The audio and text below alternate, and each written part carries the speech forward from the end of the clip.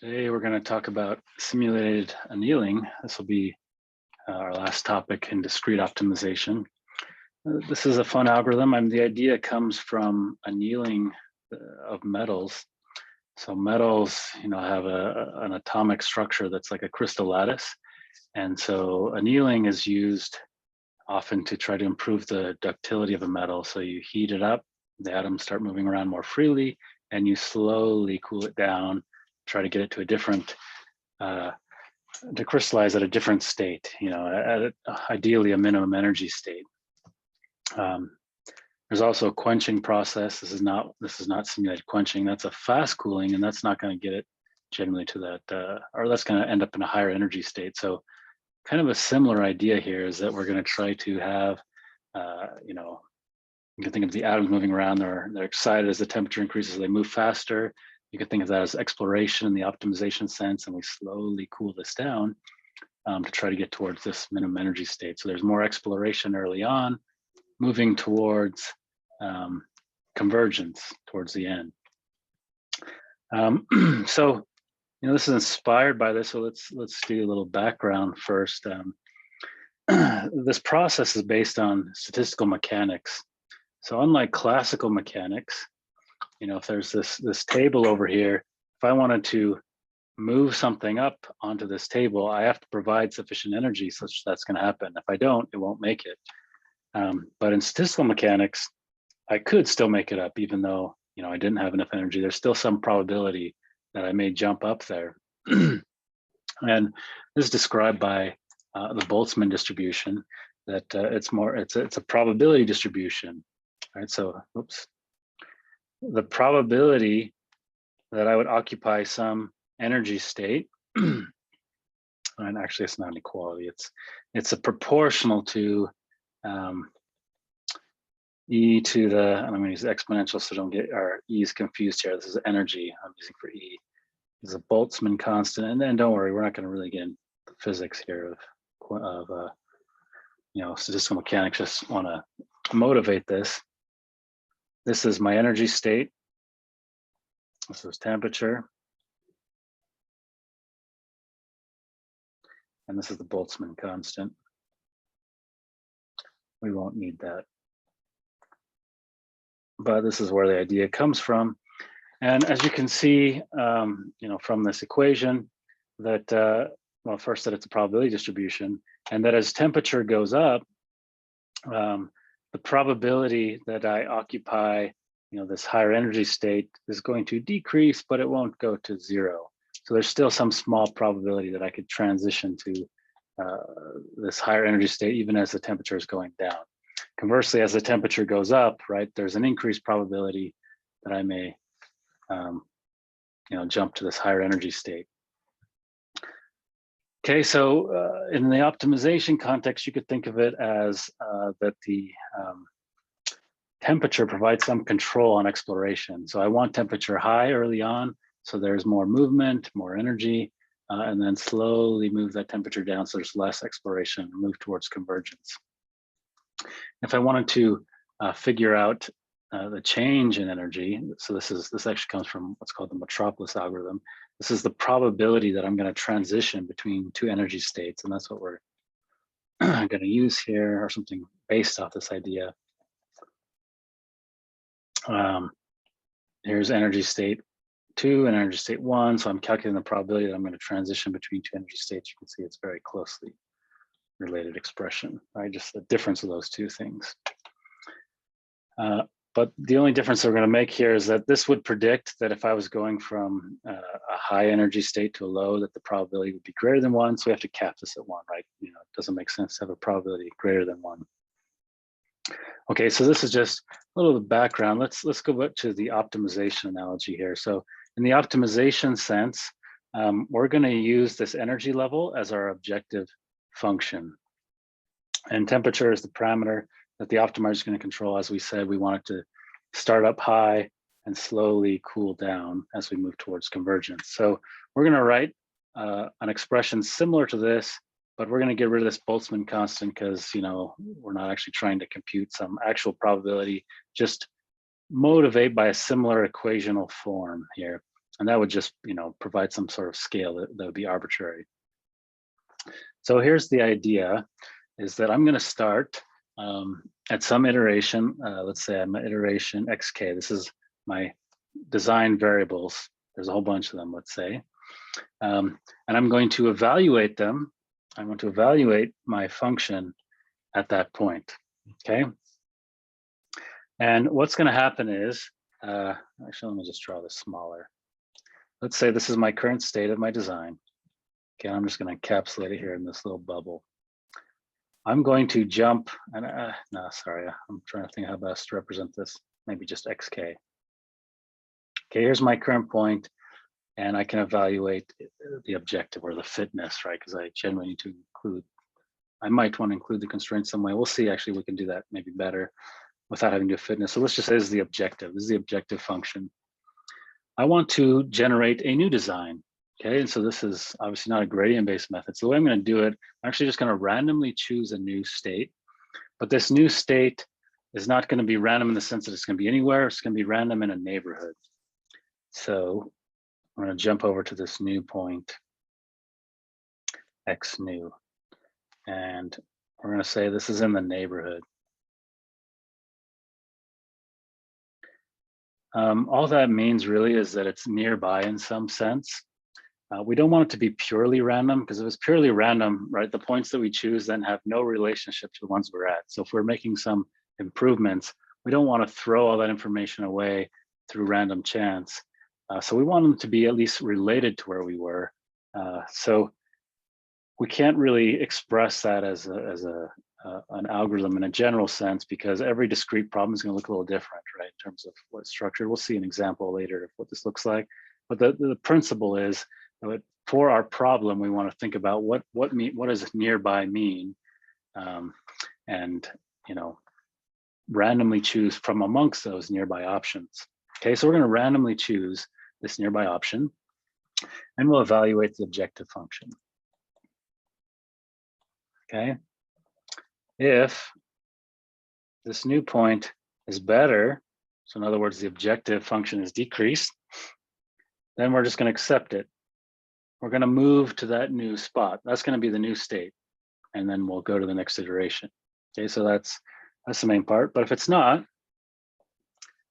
better, we still might accept it, and we'll accept it with some probability. We'll accept with probability given by sort of this motivating form that we saw from the Metropolis algorithm, simulated annealing expression, something like this. Okay, so we're going to put minus f of x new. So these are like our energy states. F of x. Yeah, that's the right number of parentheses, divided by this temperature parameter. Okay, so the idea is that I don't want to just descend, right? I don't want to just improve, because I want to explore. The idea is that with these discrete problems, there's potentially lots of these local solutions, local minima, and I need to explore. If I only do a pure descent, I'm not going to get as good of a solution likely. So what I want to do is, yes, if it's better, I'll take it. But if it's not better, I still might take it. And that probability, the probability that I take it, is going to depend on this expression here, right? So if the temperature is high, I'm going to be more likely to take it. And as the temperature decreases, I'm going to be less likely to take designs that don't offer an improvement. So that's the idea. And the way we typically would handle constraints here is instead of forming a penalty function, which we could do a penalty function, is that if it's infeasible, we just won't accept it. So we'll,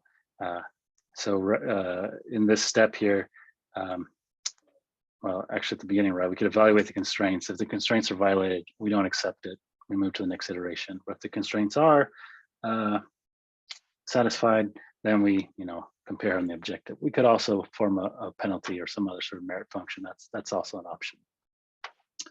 Okay, that's the idea. I'll formalize this a bit later, but that's really the main principles. That all there is really to it. The other critical piece to this is what's called the annealing schedule. And that's how do we change the temperature over time? Because as we said, we want it to start high and move low, but the way we do that can really affect the success of the method, or I shouldn't really say success, but let's say the efficiency and really the quality of the solution can vary quite a bit. So a common approach is to do, let's say, an exponential decrease. And as a formula, that would just look like this, that there's various ways you could write it, but let's just say like this, where this is the iteration number. This is an initial temperature, so we have to provide that as some starting condition. And this is called the cooling rate. And the cooling rate should be, close to 1. It's typically between, say, 0.8 and like 0.99, because we want the temperature to decrease slowly. We don't want to take these big jumps in temperature, just like the annealing process. This is not a quenching process, but annealing. The variation of that is that we might not decrease by this factor alpha every iteration. We might do it periodically, some number of iterations, instead. Another approach is to just use kind of this curve, this kind of polynomial curve decrease in temperature, where we're going to make sure we get to 0 at the end. So we're going to have an initial temperature like before. And this works well if we want to budget like a fixed number of iterations. This might be a good option. Where beta is a parameter they're going to choose, and beta is often going to be, say, between about 1 and 4. That kind of dictates the curvature of this, like how quickly it goes. 4 goes a little more quickly, and then kind of stays flatter for longer, so we spend more time at low temperatures. 1 is going to be a little bit, it's going to more linear, right? Well, it is linear with K. So it'll kind of linearly decrease from the initial temperature towards 0.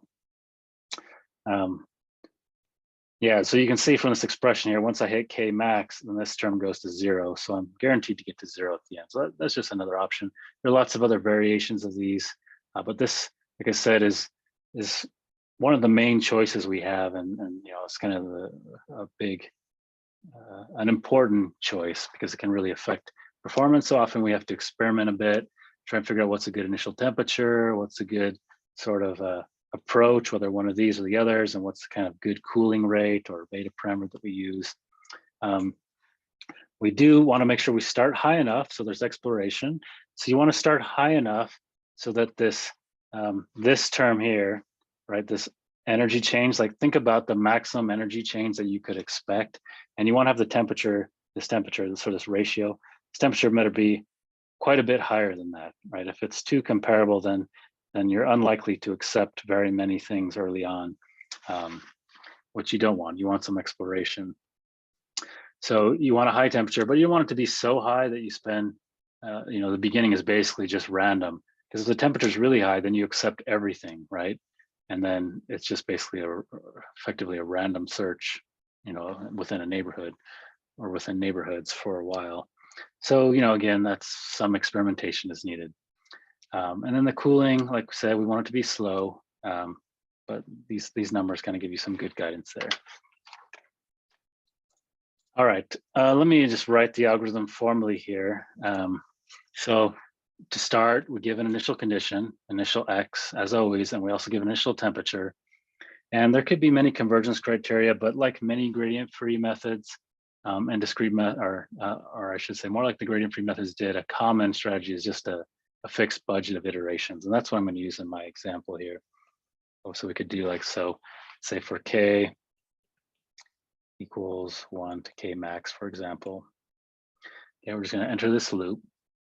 And the first thing we do, like we said, is that we're going to generate a new design in some neighborhood of X. Again, I can't write that formally, but I'll show you an example later, because again, it'll depend on the problem. Different problems, what a neighbor means is going to be different. Okay, so now remember the first thing we're going to do is we're going to check to see if this improved. Let's say the energy decreased in our annealing analogy here. And if it does, then we're going to accept it. So if this new point is better, probably should really do better. I guess it's not going to matter too much. Unlikely through random chance is going to be exactly the same. Well, let me think. Do we want to? Yeah, it's not going to matter. If it's the same, then it's going to be identical either way. So I guess we could just keep it. Then our new point, or then we accept this as our new point. Okay. Otherwise, we're going to calculate that probability function. Probability of this is going to be, let's see, what was it? Minus, let me write that a little better. Minus f of x new minus f of x k divided by t. And I think I hopefully wrote that correctly. Okay, so we're going to calculate that probability, and we're going to check if p meets some threshold, it's bigger than r, where r here is going to be a random number. R is going to be a random number in a uniform distribution from 0 to 1. So that's what that means. We're going to randomly choose, right? So we just use a random number generator in our programming language of choice, pick a number between 0 and 1, and we're just going to compare. And if the probability is high enough, right, if p is big enough, then we're going to say, yes, let's accept it, even though the function didn't improve, just like, electron or whatever, and maybe jump to a higher energy state, we're going to say the same kind of thing, that we're going to accept it anyway. So we will still do the same thing and we'll accept it. If not, then we stay with the old and we just move to the next iteration. And one more thing here, kind of running out of room, just at the end here before, still within the for loop, is we have to update our temperature. So here's a simple one based on that exponential one. We just multiply by some factor, right? That's less than 1, but fairly close. Let's say 0.95 or whatever we pick. So we decrease the temperature and then we move on. Okay, so that's it. It's a fairly basic algorithm, but there can be lots of, like I said, some sort of tuning and temperature and what this annealing schedule looks like. I just wrote a basic one here. And sometimes how we choose a neighbor, that can be a little more complicated. Let me show you an example. So I implemented this for a traveling salesman problem. And let me just describe what, let me re-describe this problem. We talked about this early on. The idea was that I have, and this is the classic version, there are all sorts of variations. I've got a list of cities. I need to start and end in the same place and visit every city once. So, here's just some random visiting of cities. Let's say it looks like that, assuming those were straight lines.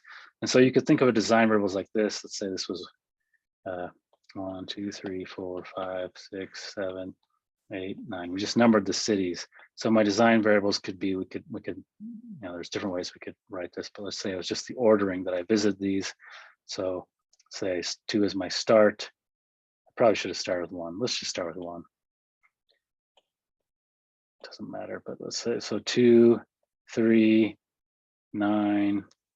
I didn't draw this very well. Looks like I went to 8, then 4, then 7, then 6, and 5, or whatever it was, right? So this is, say, my initial starting point. That's the design variables that describes the path that I take. And the goal of the optimization is to choose a sequence of cities to visit that's going to give me the shortest possible distance. So we talked about this neighborhood idea. So one way that this could be done, this is a technique from the literature. I have a reference in the book if you want to read more, is that we're going to randomly choose one of 2 options, and each one of these involves some randomness. And so one of the options is that we first, more randomness, we randomly choose 2 points. So let's say I randomly choose that point and this one. And so now this defines a segment, this path that went from 3 to 7, this kind of path right there. And I'm going to flip the direction here. So I'm going to change this so that it becomes 7, 4, 8, 9, 3. So I preserve, this is what we think, this is a neighborhood. I preserved quite a bit of the character, but I flipped kind of this ordering here, right? So that's one option that I could randomly choose. The other, let me erase this so I can use this again, is that I am going to randomly, again, I'm going to randomly choose 2 points. And I guess I'll just do the same ones. Just, oh, that's quite a bit. Actually, I'm going to choose a smaller one because I didn't choose very many cities and I'm going to need to move it somewhere else. So let's say these were the 2 numbers I randomly chose. I take that segment. And by the way, these could wrap around. So you can see how it would have to be, you know, there's a little more intricacy to implementing this, right? Because the start could have been here and then it could have ended over here. Still, it's just still a segment. So I randomly choose points. That defines a segment. And I'm going to randomly move this segment between another 2 points. So let's say I randomly then picked this thing. So I'm going to move this in here. And then my new path would become 1, 2, and then the segment 8, 4, 7, and then continue the rest of it 3, 9, 6, 5. So again, this preserves the character of a neighbor where I've preserved a path. I preserved these segments before and after, but I've changed things. I'm considering a new design. So that's just an option. This is not like this is the way to do, but this has been shown to be a fairly effective approach for this traveling salesman problem. And you can see why, you know, I can't write this in general for any problem because, you know, depending on your discrete problem, what constitutes a neighbor is going to really vary. Okay, so let me switch to my desktop here so I can show you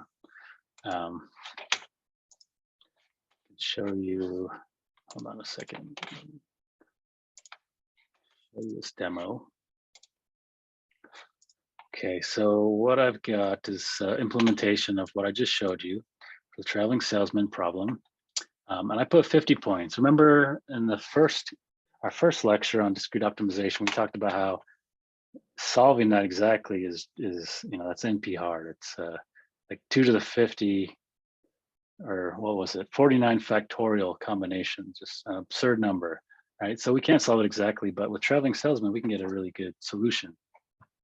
Let's see it. I'm just going to run it here. And I've intentionally put in a pause. It's not this slow. I'm just slowing it down so you can see. And you can see what's happening. These are the paths. I randomly generated 50 points, and you see the paths are all over the place. This is not a very efficient, you know, the salesperson is running all over the place. But over time, it's starting to improve. You know, we're accepting things that improve, and with some probability, we're still accepting things that don't improve. But that probability or the likelihood that we're going to accept them is decreasing over time because that temperature is decreasing. And so now you can see fewer and fewer changes starting to settle out. And this is looking like a much better path. And that converged. I had a budget in this one. I did I think 25,000 iterations. And I was plotting, I think, every 200 iterations or so. So here was my initial path. I just randomly picked 50 cities and then, you know, randomly picked some initial starting point. So again, all over the place. And then here's a nice path.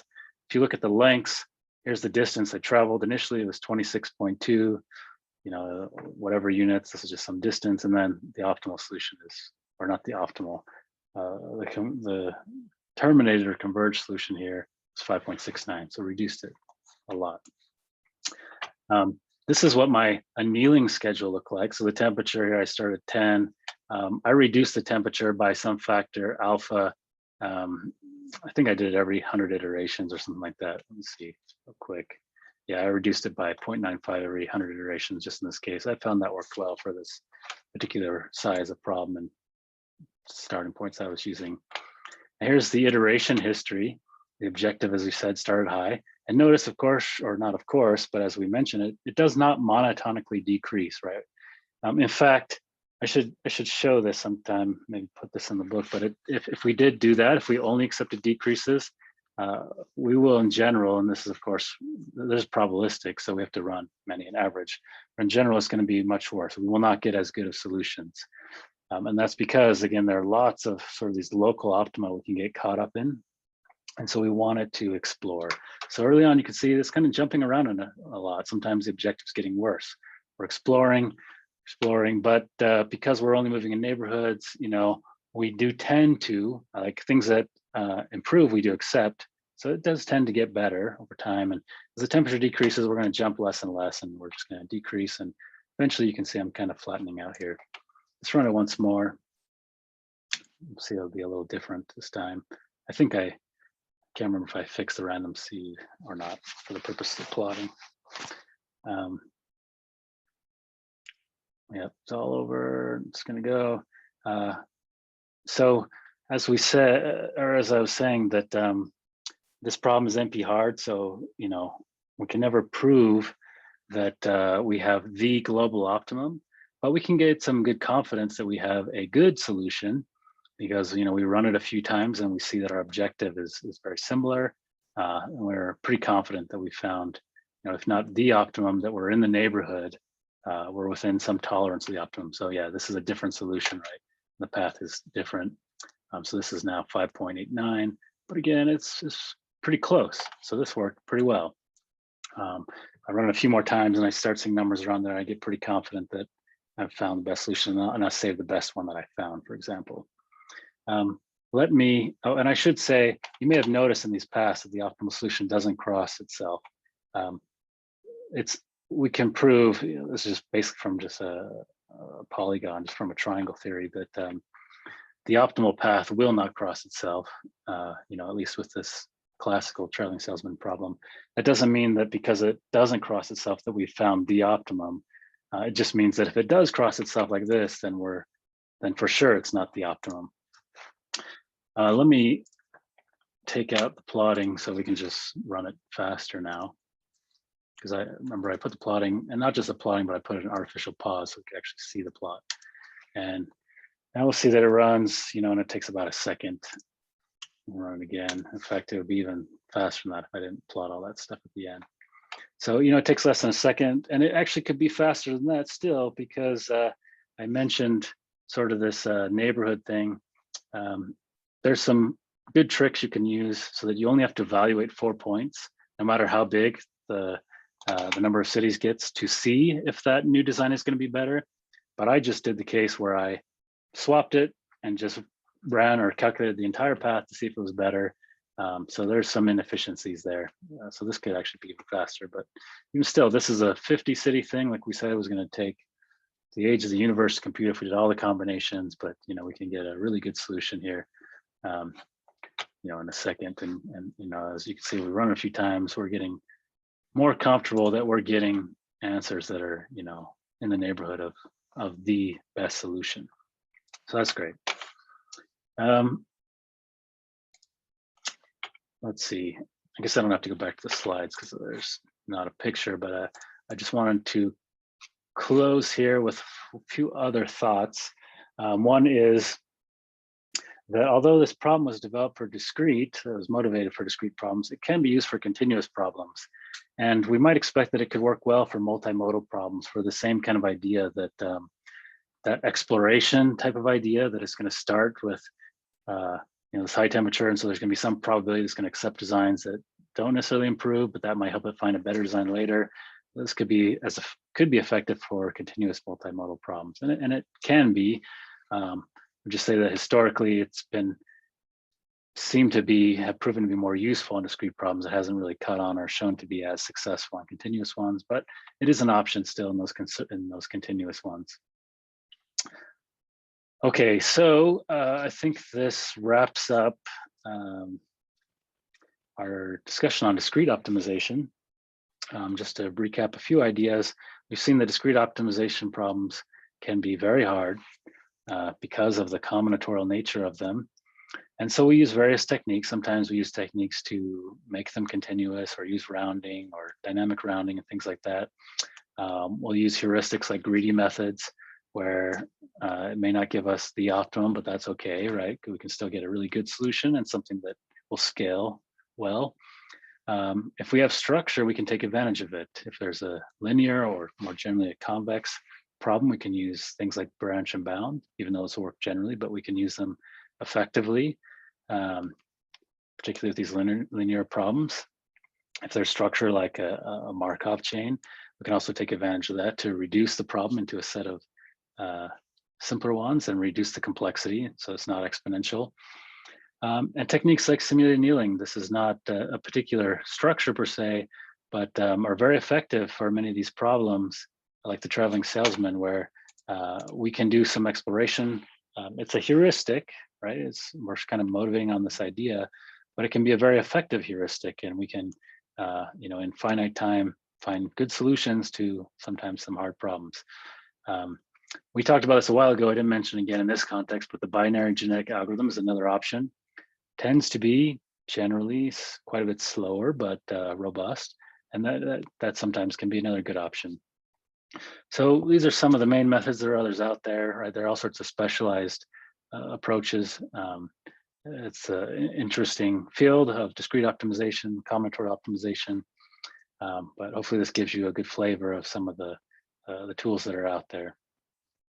Next time, we're going to talk about multi-objective optimization, and that'll be pretty quick. We'll just have one lecture on that before moving on to surrogate-based optimization. See you then.